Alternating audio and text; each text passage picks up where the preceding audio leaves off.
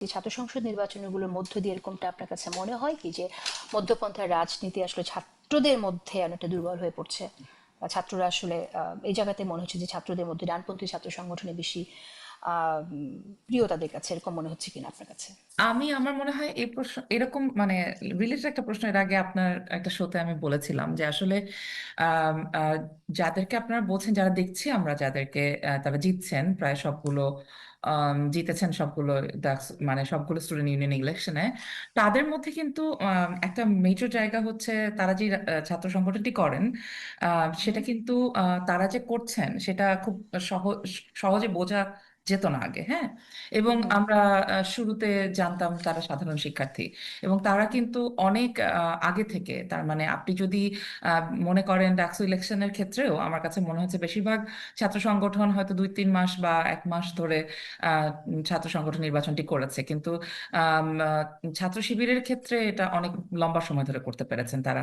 এবং যেহেতু তারা সাধারণ শিক্ষার্থী হিসেবে ছিলেন, সুতরাং তারা অনেক অনেক জায়গায় তাদের সাংগঠনিক যে কাজগুলো চালাতে পেরেছেন, সেটা এক ধরনের ক্যামোফ্লেজের মধ্যে দিয়ে চলেছে। তো তার ফলশ্রুতিতে যেটা মানে যেটা ঘটেছে, যে তারা অনেক লম্বা সময় ধরে ক্যাম্পেইন করেছেন, তারা এটাতে ইনভেস্ট করেছেন বেশি, এবং সেটা সময় হোক, রিসোর্স হোক, তাদের আম, আম, বাড়ি বাড়ি ঘরে ঘরে প্রত্যেকের কাছে যাওয়া থেকে হোক, সব অর্থে তারা অনেক বেশি সময় নিয়ে এটা করেছেন। সেটার হয়তো একটা সরাসরি প্রভাব এই ইলেকশনগুলোতে দেখা গেছে।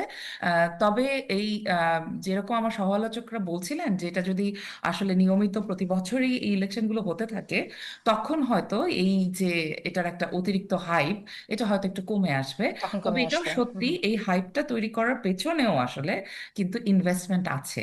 মানে এটা নিয়ে যে এই যে এত রিলস অ্যান্ড সারাক্ষণ এদেরকে দেখানো, এদেরকে ঘিরে থাকা, হুম হুম। এগুলোর পেছনেও তো ইনভেস্টমেন্ট আছে, এটার পেছনে তো পুঁজি আছে। কারণ আমি একটা কথা আপনাকে একটু এটা বলে আমি শেষ করবো এই প্রশ্নের উত্তরটা, যে আসলে আপনার কাছে কি মনে হয় যে আমরা তো ছাত্র সংসদ নির্বাচনে এত ইনভেস্টমেন্টের আগে দেখিনি, এবার হ্যাঁ, ছাত্র সেটাই সংসদ আমি বলতে নির্বাচনে কোনো চাচ্ছিলাম। কোনো কোনো কোনো সংগঠন থেকে এই যে এত ইনভেস্টমেন্ট, এত প্রচার, এটা কেন হচ্ছে বলে আপনার মনে হয়?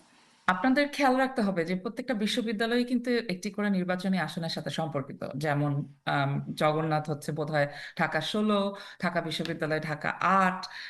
এগুলো খুব গুরুত্বপূর্ণ আসন হতো, এবং এই আসনগুলোর যে নির্বাচন, সেই নির্বাচনে কিন্তু অলরেডি এসবের প্রভাব রয়েছে আমরা জানি যে অনেক, এবং একইভাবে নিশ্চয় জাহাঙ্গীরনগর, রাজশাহী এবং চট্টগ্রাম বিশ্ববিদ্যালয়ের ক্ষেত্রেও তারা তো একটা নির্বাচনী আসনের সাথে সম্পর্কিত। এবং সেই নির্বাচনী আসনে যারা দাঁড়াচ্ছেন, তাদের যারা, যদিও তারা লেজুর বৃত্তি রাজনীতি করেন না, করবেন না ইত্যাদি বলেছেন, কিন্তু তাদেরকে তো আসলে সরাসরি জাতীয় নির্বাচনে যারা প্রার্থী তাদের পক্ষে প্রচার করতে দেখা গেছে।